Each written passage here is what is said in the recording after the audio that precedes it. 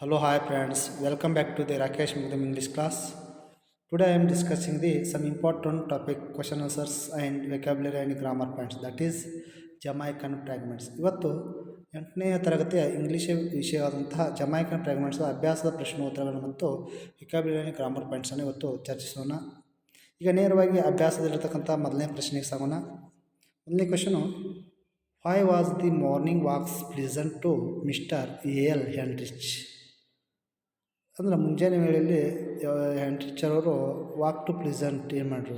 Answer is L Henrich consider his morning walks from his home to tram car lines pleasant and beneficial for three reasons. First one is the setting was good with red greens and roped bungalows, green lawns and gardens on either side. Secondly, the walk was the beneficial as exercise.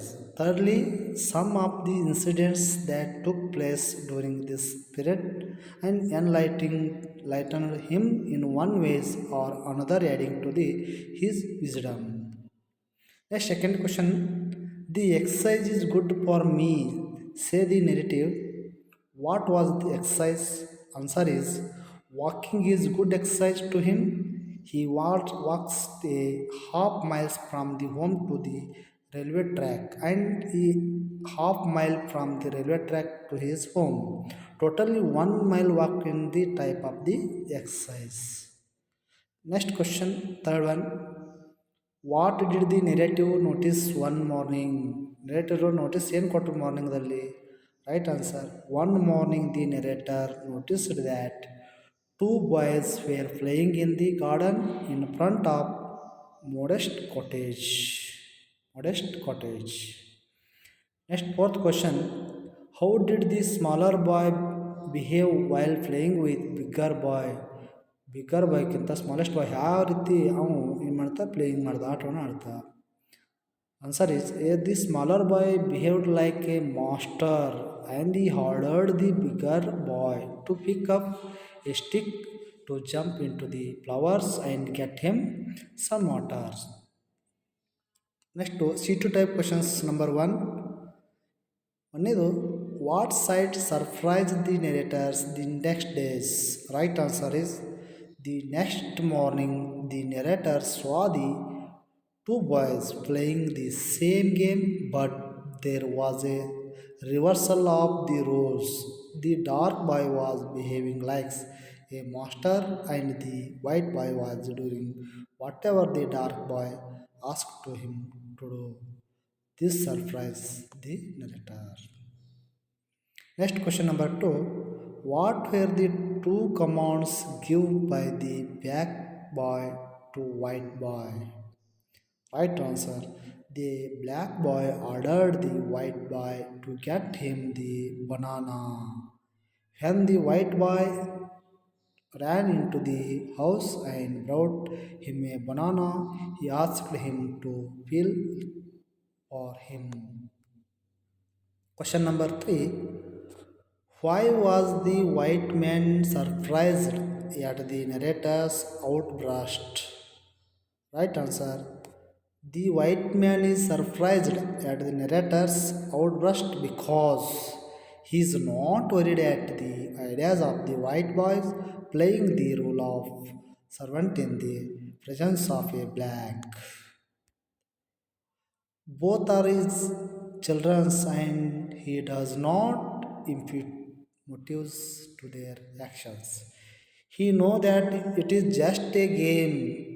That is why he is surprised at the outburst of the narrator about the mistake the adult make. Next question, fourth one.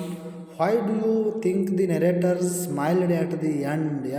ಇಲ್ಲಿ smile narrator ಯಾಕೆ ಕೊಟ್ಟರು, ಯಾಕೆ ವಿಚಾರ ಮಾಡ್ರು? Answer is the narrator who had earlier worried over the possible supremacy of the whites over the Jamaicans is now proud that Jamaica has a spirit of accepting the whites without losing its pride. This believed him top his anxiety and doubts. Therefore, he smiled in the end. Next C3 type question. Some the statements are given below. ಕೆಲವೊಂದು ಸ್ಟೇಟ್ಮೆಂಟನ್ನು ಕೊಟ್ಟಿದ್ದಾರೆ. Some are true are some are false. ಕೆಲವೊಂದು ತಪ್ಪದ, ಕೆಲವೊಂದು ತಪ್ಪಾದ್ರೆ, ಸರಿ ಆದರೆ ನಾವು true ಅಂತ ಬರೀಬೇಕು, ತಪ್ಪಾದರೆ ಯಾಪ್ ಹೀಗೆ ಟಿ ಮತ್ತು ಯಾಪ್ದಿಂದ ಬಾಕ್ಸ್ಗಳಲ್ಲಿ ತುಂಬಬೇಕಾಗ್ತದೆ. ಒಂದೇದು bigger boy was black. This is a true. The black boy ordered the white boy to pick up that stick. Answer is false. The white boy sat down on the lawn. This statement is true. The two boys were not dressed alike. This answer false. The little boys were playing where narrators passed by in the afternoon. ಇದು ಹೇಳಿಕೆ ತಪ್ಪಾಗಿದೆ, false. The next day a man was playing with the boys. This is also false. The games that the two boys playing was same game the author had played during his childhood. This is true. Next, eighth one. I know what you are thinking, said the man standing at the gate of the narrators. ಅಂದರೆ ಇದು true falls. ಎಂಟನೇದು ಇದು false ಅದ. Next ಒಂಬತ್ತೊಂದು. The father of the boy was white and the mother brown. This is also true. In 92% of Jamaica inhabited by blacks. This is a statement is false. Next, C4 type questions, multiple choice questions. Question number 1. Two boys in the story are good friends, brothers, neighbors, classmates. ನೋಡಿರಿ, ಈ story ಒಳಗೆ two boys ಏನದಾರು, ಅವ್ರು brothers ಅದಾರು. Right answer is brothers. The commands that the white boy gave to the black boy were 5 in numbers, 4 in numbers, 3 in numbers, 2 in numbers. Right answer is 3 in numbers. The black boy had a mat of coarse hairs on his head. Coarse means rough, beautiful, nice, long. ನೋಡಿ, course ಅನ್ನೋದ ಪದದ ಅರ್ಥ ಏನು? COARS, course ಪದ ಅರ್ಥ rough ಅಂತ ಅರ್ಥ. ಅತ್ಯಂತ ಕಠಿಣವಾಗಿರ್ತಕ್ಕಂಥದ್ದನ್ನು ಅರ್ಥ ಕೊಡ್ತದೆ. Only we grow up are silly the questions tag to the statements. ಈ ಕ್ವಶನ್ ಟ್ಯಾಗ್ ಅನ್ನೋದ್ರದ್ದು negative form. Only we grow up are the ಅಂದರೆ ನೆಗೆಟಿವ್ ಫಾರ್ಮ್ದಾಗ ನಾವು ಕ್ವಶನ್ ಟ್ಯಾಗ್ ಮಾಡಬೇಕಾಗ್ತದೆ. ಅವಾಗ ಆರ್ ವಿ ಅಂತ ಬರ್ತದೆ. ಯಾಕಂದರೆ ಇಲ್ಲಿ ಬಹು ಹೆಚ್ಚನದ ವಿ ಇರೋದ್ರಿಂದ ಆರ್ ವಿ ಅಂತ ರೈಟ್ ಆನ್ಸರ್ ಆಗ್ತದೆ. Question number 5. The white boys had hazel eyes. Hazel means hazel ಅಂದರೆ ಏನು? hazel ಪದಾರ್ಥ reddish brown, means reddish brown. C5 type questions. Number 1. What similarities and difference can you make between the two boys? ಅಂದರೆ black ಬಾಯ್ ಮತ್ತು white ಬಾಯ್ದಲ್ಲಿ ನಡುವೆ ಏನು similarity ಅದಾವು, ಸಾಮ್ಯತೆಗಳೇನು ಮತ್ತು ವ್ಯತ್ಯಾಸ ಏನು? ಫಸ್ಟಿಗೆ ಸಾಮ್ಯತೆಗಳು ನೋಡೋಣ. ಬ್ಲ್ಯಾಕ್ ಬಾಯ್ ವೈಟ್ ಬಾಯ್ದಿರತಕ್ಕಂಥದ್ದು ಸಾಮ್ಯತೆ. ಇಬ್ಬರು ಲಿಟಲ್ ಬಾಯ್ಸ್ ಆಗಿರು, ಲಿಟಲ್ ಬಾಯ್. ಆಮೇಲೆ ಇನ್ನೊಂದು ಸ್ಟಡಿ ಆಗಿರು. ಆಮೇಲೆ dressed in blue shirts and khaki pants ಹಾಕ್ಯಾರು. ಆಮೇಲೆ white boy dressed in blue shirts and khaki pants ಹಾಕ್ಯಾರು. ಆಮೇಲೆ ಬ್ಲ್ಯಾಕ್ ಬಾಯ್ ವೈಟ್ ಬಾಯ್ದಲ್ಲಿ ನೋ ಶೂಸ್, ಇಬ್ಬರು ಶೂಸ್ ಹಾಕಿರ್ತಲ್ಲ. ಆಮೇಲೆ ಇಬ್ಬರು ಫೀಟ್ ವೇರ್ ಮಡ್ಡಿ ಆಗಿರು. ಸೇಮ್ ಎರಡು ಕ್ಯಾರೆಕ್ಟರ್. ಅಂದರೆ ಡಿಫ್ರೆನ್ಸ್ ನೋಡೋಣ. ಡಿಫ್ರೆನ್ಸ್ ಏನಾಗಿದ್ದಾರೆ, ಈ ಬ್ಲ್ಯಾಕ್ ಬಾಯ್ ಏನಂದ್ರೆ 5 year ಓಲ್ಡ್ ಆಗಿದ್ದ. ಆಮೇಲೆ ವೈಟ್ ಬಾಯ್ 4 year ಓಲ್ಡ್ ಆಗಿದೆ. ಆಮೇಲೆ ವೆರಿ ಡಾರ್ಕ್ ಇದ್ದ, ಇವು ವೈಟ್ ಇನ್ ಕಲರ್. ಆಮೇಲೆ ನೆಕ್ಸ್ಟು ವೈಟ್ ಬಾಯ್ ಇದ್ದಾವೆ, ಬ್ಲ್ಯಾಕ್ ಬಾಯ್ ಇದ್ದಾವೆ ಕೂಲ್ ಬ್ಲ್ಯಾಕ್ ಐಸ್ ಇದ್ದು. ಆಮೇಲೆ ಇವನು ರೆಡ್ಡಿಶ್ ಬ್ರೌನ್ ಐಸ್ ಇದ್ದು ವೈಟ್ ಬಾಯ್ ಇದ್ದಾವೆ. ಇನ್ನು ಮ್ಯಾಟ್ ಆಫ್ ಕೋರ್ಸ್ ಹೇರ್ಸ್ ಇದ್ದು. ಆಮೇಲೆ ಲೈಟ್ ಬ್ರೌನ್ ಹೇರ್ಸ್ ಇದ್ದು. ಇವು ಡಿಫ್ರೆನ್ಸ್ ಆಗಿರ್ತದೆ. Next question. What 3 commands did the big boy give the small boy? Right answer. The big black boy gave only 2 commands to small white boy. The commands were give me a banana, peel it for me. Next question. The author could not find any answer to some questions. Which are those questions? ಕೆಲವು ಕ್ವಶನ್ಗೆ author ಏನು ಮಾಡಿದೆ, ಆನ್ಸರ್ನ ಕೊಡಲಿಲ್ಲ. ಅವ್ಯಾವು ಬಂದಾಗ the authors could not find no answer some questions. That ಆ questions are: was it that one as a boy he sensed that in his own country he would be at the white man's back and calm. Second question, could he make a difference between himself and the white boys? Third one, could he think that he was going to boss over the black man? Fourth question, why was the narrator surprised the next morning? Right answer. The game next morning astonished the author because it went to again the conclusion he had arrived at the previous morning. The next morning too, the game was the same game of the master and servant. But the boy had changed role, and it was the turns of the dark boy to play the role of master with the younger white boy taking on himself the role of the servant. Next question, fifth one. How did the two boys behave while playing? The correct answer. The white boy, while playing the role of master, walked majestically up and down and shouted at the big boy in the commanding tone. The dark boy followed him quietly and did what he was told. The big boy, while playing the role of the master, was imperiously walking up and down, ordering the white boys of the certain things. The white boy obediently carried out the big boy's order. Next question number 6. What made the narrator think that the black boy could be the son of the servants or a classmate of the white boys? Right answer. The little black boy dragged on the quietly behind the white boy and did what he was told, and the little black boy submitted. The made him think that black boy must be the son of servant, but both were wearing the same dress, so he thought that either they were neighbors or playmates or classmates of white boy. Question number 7. What were the two points that narrators wanted to clarify to the white man? Right answer. The narrator thought that the white man, like himself, would be the wondering if the black race was superior to the whites and if the black were going to the rule the whites in the end. He wanted to clarify to the white man that was not the case. The children were only playing a game and the adults were misinterpreting their actions. Next question number 8. The two boys thought brothers differed in their colors. What might be the reason? Right answer. The two boys thought brothers differed in their colors because they are patients or Jamaican mothers and Englishman fathers. In the question number 9, if you hear the white man, how would you react to the narrator comments? Answer.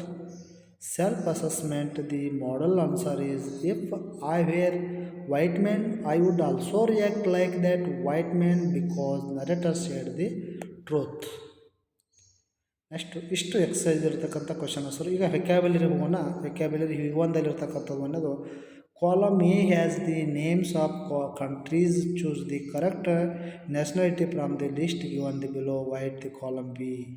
ಅಂದರೆ ಇಲ್ಲಿ A B ವಿದಲ್ಲಿ ಕೊಡಲಾಗಿದೆ, ಮಾಡಲ್ ಕೊಟ್ಟಿದ್ದಾರೆ. America ಇದ್ರೆ American ಆಗ್ತದೆ.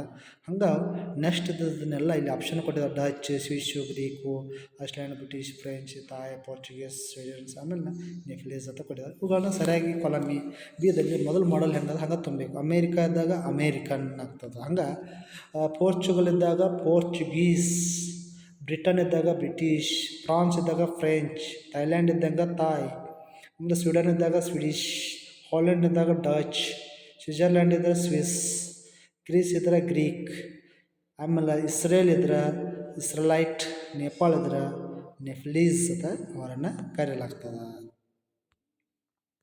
Next we to vocabulary to Guess and give the meaning of the ES words underlining in the table given below. ಅದರಲ್ಲಿ underline ಮಾಡಿರ್ತಕ್ಕಂಥ ವರ್ಡ್ದು ಮೀನಿಂಗನ್ನು ನಾವು ಹೇಳಬೇಕಾಗ್ತದೆ. The stipulated period of the 12 years was coming to the close. How can I perform the fire sacrifice? And Pandavas wanted to quench their thirst and they went to search of water. After seeing all his brothers lying dead and Yudhishthira was drowned in the sorrows, Yaksha was pleased with the answer given by the Yudhishthira. ಹೀಗೆ stipulated ಪರ್ಫಾರ್ಮ್ಸು ಕ್ವೆನ್ಸು ಆಮೇಲೆ ಡ್ರೌನ್ಡು ಪ್ಲೀಸ್ಡು ಈ ಥರದ್ದು meaning ನೋಡಿದಾಗ ಏನಾಗ್ತದೆ ಅಂದರೆ right answer stipulated means agreement ಆಗ್ತದೆ. ಇನ್ನು perform means execute R half rate ಆಗ್ತದೆ. ಆಮೇಲೆ ಕ್ಯಾನ್ಸ್ ಮೀನ್ಸ್ ಸ್ಯಾಟಿಸ್ಫೈ ಆಗ್ತದೆ. ಆಮೇಲೆ ಡ್ರೌನ್ಡ್ ಮೀನ್ಸ್ ಸಿಂಕ್ ಆಗ್ತದೆ. ಇನ್ನು ಪ್ಲೀಸ್ ಮೀನ್ಸ್ ಸ್ಯಾಟಿಸ್ಫೈಡ್ ಆಗ್ತದೆ. Next question read the following conversation and use the appropriate word from the one given brackets patients doctor the wound in the my heels face me and Lord. ಅಂದರೆ ಇಲ್ಲಿ ಕೆಲವೊಂದು ವರ್ಡನ್ನು ಕೊಟ್ಟಿದ್ದಾರೋ ಅವ್ರು ಅಪ್ರೋಪ್ರಿಯೇಟಾಗಿ ನಾವು ತುಂಬಬೇಕಾಗ್ತದೆ. ಈಗ ಡಾಕ್ಟ್ರದ್ದು ಅಲ್ಲಿ example ಕೊಟ್ಟಿದ್ದಾರೆ. Don't worry I will heal up after treatment of heal up HEAL ತುಂಬಬೇಕಾಗ್ತದೆ. You are diabetes and you so it my take on week ಅಂದರೆ ಒಂದು ವಾರ. ವೀಕ್ ಅಂದರೆ ದುರ್ಬಲ ಆಗ್ತದೆ. ಇಲ್ಲಿ ವೀಕ್ ಅಂದರೆ ಒಂದು ವಾರ. ಅಂದರೆ ಟೈಮ್ ಅನ್ನೋದು ಸಮಯ ಇದ್ದಾಗ ನಾವು ವೀಕ್ ತುಂಬಬೇಕಾಗ್ತದೆ. ಇಲ್ಲಿ ಎರಡು ಸೇಮ್ ಮೀನಿಂಗ್ ಅರ್ಥವನ್ನು ಕೊಡ್ತಕ್ಕಂಥವಲ್ಲ, ಬೇರೆ ಬೇರೆ ಅರ್ಥವನ್ನು ಕೊಡ್ತಕ್ಕಂಥವು. ಈಗ ಇದೇ ರೀತಿಯಾಗಿ next question the patient excuse me a word with you doctor I don't know where is it fair to his ask to his questions. ಇಲ್ಲಿ ಏನು ಮಾಡ್ತದೆ ಫೇರ್ ತುಂಬಬೇಕಾಗ್ತದೆ. ಈ ಫೇರ್ ಆ ಫೇರ್ ಮೀನಿಂಗ್ ಚೇಂಜ್ ಆಗ್ತದೆ. ಫೇರ್ ಅಂದರೆ ಎರಡು ಆಗ್ತದೆ. ಇಲ್ಲಿ doctor oh don't worry tell me what is ಅಂದರು. Next patient I have no money to pay the was fare ಇಲ್ಲಿ ಫೇರ್ ಬರ್ತದೆ.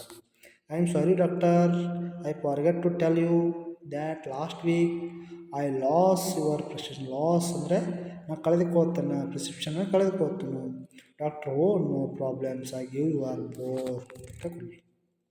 Next vocabulary number 4 fill in the blanks with word that have similar pronunciation as the word underlined. Same ಅರ್ಥವನ್ನು ಕೊಡ್ತಕ್ಕಂಥ ವರ್ಡ್ಗಳನ್ನ ಬರೆಯಿರಿ ಎಂದರು. ನೋಡಿ ಪೆಪ್ಪಾನ and Somanna are good friends. The farmer is a you and the letters is the business man. The thief wanted to steal but the doors were locked. He broke open the lock with a steel rod. ಅದೇ ರೀತಿಯಾಗಿ come here said the teacher but students did not hear ಆಗ್ತದೆ. ಇನ್ನು ಮಂದಾನ your answer is quite right but for the moment you are keep quite.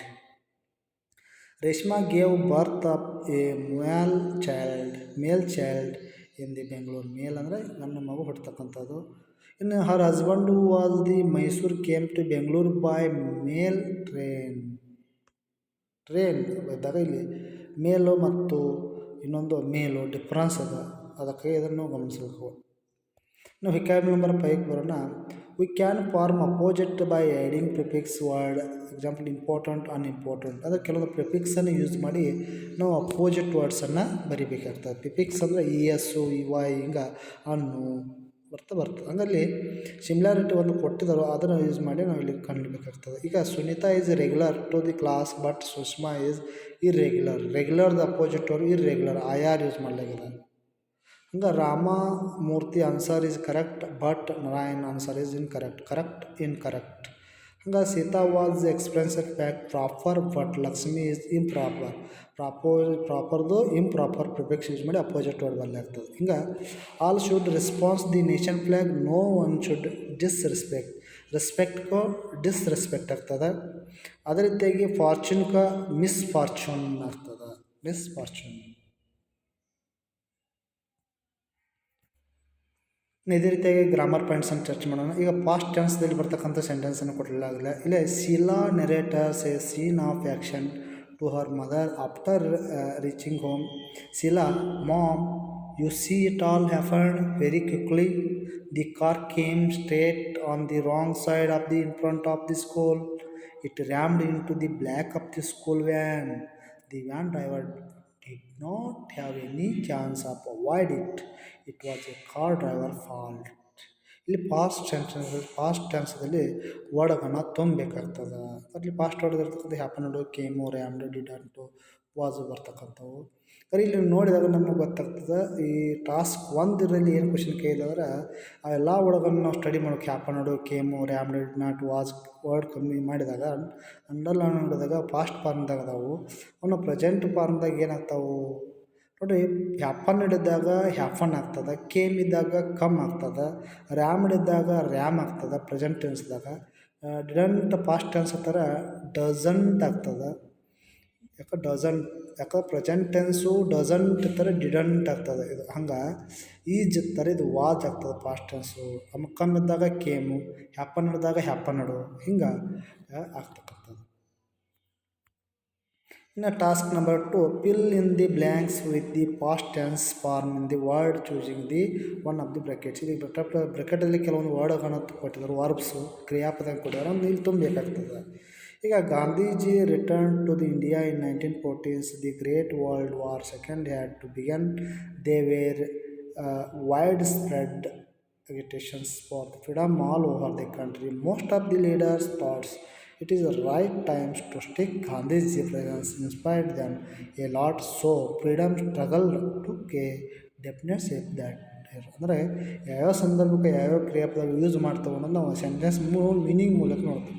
ನೋಡಿ, Gandhiji to India return ಅಂದರೆ return ಆಗ್ತದೆ. ರಿಟರ್ನ್ದ ಇಲ್ಲಿ ವರ್ಬನ್ನು return ಅಂತ ತಗೋಬೇಕು. ಆಮೇಲೆ ಇಲ್ಲಿ ಏನು ಮಾಡಿದ್ದಾರೆ ಅಂದರೆ were, be were, thought, think ಅದು ಥಾಟು, ಆಮೇಲೆ ಟುಕ್ಕು, ಟೇಕ್ ಅದು ಟುಕ್ಕು, ಹಿಂಗೆ ಅವುಗಳನ್ನು ವರ್ಬ್ಗಳಲ್ಲಿರ್ತಕ್ಕಂಥ ಟೆನ್ಸ್ ಪಾಸ್ಟ್ ಟೆನ್ಸ್ ಚೇಂಜ್ ಮಾಡಿ ಇಲ್ಲಿ ತುಂಬಿಕೊಳ್ಳಬೇಕಾಗ್ತದೆ. ಇನ್ನು ಪಾಸ್ಟ್ ಪರ್ಫೆಕ್ಟ್ ಟೆನ್ಸ್ದಾಗಿಂತ ಕೊಟ್ಟಿದ್ದಾರೆ. Task fill in the blanks appropriate form of the verbs given bracket following the example. Past perfect ಅದ ಮಾಡ್ಕೋಬೇಕಾಗ್ತದೆ. ನೋಡಿರಿ, I reach the bus station after bus ಅದ, ಲೀವ್ ಅದ, ಆ ಲೀವ್ ಇದ್ದು ಇಲ್ಲಿ ನೆಕ್ಸ್ಟು ಹ್ಯಾಡ್ ಲೆಫ್ಟ್ ಆಗಿರ್ತದೆ. ಯಾಕಂದ್ರೆ ಪಾಸ್ಟ್ ಪರ್ಫೆಕ್ಟ್ದಾಗ ಹ್ಯಾಡ್ ಲೆಫ್ಟ್ ಆಗ್ತದೆ. ಹಂಗೆ ನೆಕ್ಸ್ಟ್ ನೋಡಿರಿ, on action of the bus living occurs ಇತ್ತು, ಅನದರ್ ಆ್ಯಕ್ಷನ್ ಇತ್ತು ಅಂದ್ರೆ ಮೈ ರೀಚಿಂಗ್ ಬಂದು ಬಸ್ ಸ್ಟೇಷನ್ ಆಗ್ತದೆ. ಇದು ನೋಟ್ ಮಾಡ್ಕೊಬೇಕು. ಅದೇ ರೀತಿಯಾಗಿ the doctor arrived the after patients had did die ಫಾರ್ಮ್ದು ಹ್ಯಾಡ್ ಡಿಡ್ ಆಗ್ತದೆ. ಹಂಗೆ ಆಲ್ರೆಡಿ ಬಿಗಿನ್ಸ್ ಇತ್ತು, ಹ್ಯಾಡ್ ಆಲ್ರೆಡಿ ಬಿಗನ್ಸ್ ಆಗ್ತದೆ. ಅದೈತೆ ಹಂಗೆ ಹ್ಯಾಡ್ ವಾಕನಡ ಆಗ್ತದೆ, ಐ ಹ್ಯಾಡ್ ಆಗ್ತದೆ, had not a had stopped ಆಗ್ತದೆ. ಹಿಂಗೆ ರೈಟ್ ಆನ್ಸರ್ ಪಾಸ್ಟ್ ಪರ್ಫೆಕ್ಟ್ ಹಿಂಗೆ ಬರ್ತಾವೆ. ಏನು ರೈಟಿಂಗ್ ಅಂದ್ರೆ ಟಾಸ್ಕ್ 1ದಲ್ಲಿ match of the traffic signal column B, rules in the column A. ಅಂದರೆ ಇಲ್ಲಿ ರೂಲ್ಸನ್ನು ಕೊಟ್ಟಿದಾರಲ್ಲ, ಈ ರೂಲ್ಸನ್ನು ನೋಡ್ಕೊಂಡವನ್ನೆಲ್ಲ ನೀವು ರೈಟ್ ಮಾಡಬೇಕಾಗ್ತದೆ. ಇನ್ನು ಟಾಸ್ಕ್ 2, ಇಲ್ಲಿ ಒಂದು ಸೆಂಟೆನ್ಸ್ ಕೊಡಲಾಗಿದೆ, ನೀವು ಒಂದು ಕ್ವಶನ್ ಆನ್ಸರ್ ಇದು ಮಾಡಬೇಕಾಗ್ತದೆ, ಆನ್ಸರ್ ಮಾಡಬೇಕಾಗ್ತದೆ. Get A T shirts worth in 200 rupees free on the purchase of 1000 rupees. The offer is from the 1st to 15th October 2016. Choose for wide variety of shirts, dusters, jackets, jeans, wear, everything you want. Sorry, mega fragments of Cape for MG Road Raichur. ಅಂದ್ರೆ mega ಗಾರ್ಮೆಂಟ್ಸ್ದಾಗ ಕೇಫ್ ಅಂದರೆ Cape of MG Road ರಾಯಚೂರ್ದಾಗ ಏನಾಗ್ತಂದ್ರೆ ಈ T shirts, ಟ್ರೀಸರು, jackets, jeans ಎಲ್ಲ ಸಿಗ್ತಾವೆ. ಅವನ್ನೆಲ್ಲ ನೀವು ಖರೀದಿ ಮಾಡ್ಬೇಕಾದ್ರೆ offer ಅದ. ಅಂದ್ರೆ ನೀವು ಟಿ ಶರ್ಟ್ ತೊಗೊಂಡ್ರೆ ಈ 200 ಫ್ರೀ ಅದ, ಪರ್ಚೇಸ್ ಮಾಡಿದ್ರೆ 1000 ವರ್ತ್ ಆಫರ್ ಅದ. ಯಾವಾಗ ಫಸ್ಟಿಂದ ಅಕ್ಟೋಬರ್ 15 ಅದ. ಈ ಪ್ಯಾರಾಗ್ರಾಫ್ ಅರ್ಥ ಮಾಡ್ಕೊಂಡು ನೀವು ಕ್ವಶನ್ ಮಾಡಬೇಕು. First question, what was the name dealing company? Answer, ಕಂಪ್ನಿದು ನೇಮ್ ಏನು ಅಂದಾರ. Name of the dealing company mega garments ಅದ. Next, what is the free offer? Free offer ಏನು? ಟಿ ಶರ್ಟ್ ಮೇಲೆ 200 rupees ವರ್ತ್ ಅದ, ಫ್ರೀ ಅದ. Write the answer, dresses in the sales. The name of dresses sales ಅಂದರೆ shirts, trousers, jackets and jeans pants. ಇನ್ನು how does the dealer try to attract customer name with this ಅಂದರು. ನೋಡಿ, garments mention ಒಂದು points ಕೊಡ್ಯಾರ. The deal tries to attract customer by give the free offers and assures the wide variety. Model argument of your choice, self assessment. Right answer. ಇಷ್ಟು exercise ಇರ್ತಕ್ಕಂಥ ವೆಕಾಬ್ಯುಲರಿ and grammar friends. ಆಮೇಲೆ exercise ಇರ್ತಕ್ಕಂಥ question answer ಇವುಗಳ ಬಗ್ಗೆ 8ನೇ ತರಗತಿ ವಿದ್ಯಾರ್ಥಿಗಳಿಗೆ ಏನಾದರೂ doubts ಇದ್ದರೆ ನನ್ನ ಚಾನಲ್ಗೆ ಶೇರ್ ಮಾಡಿ, ಕಮೆಂಟ್ ಮಾಡಿ ಅಂತ ಇದುವರೆಗೂ ಚಾನಲ್ ವೀಕ್ಷಣೆ ಮಾಡಿರ್ತಕ್ಕಂಥ ಎಲ್ಲರಿಗೂ ಮತ್ತೊಮ್ಮೆ ಧನ್ಯವಾದ ತಿಳಿಸುತ್ತಾ, thank you to one and all.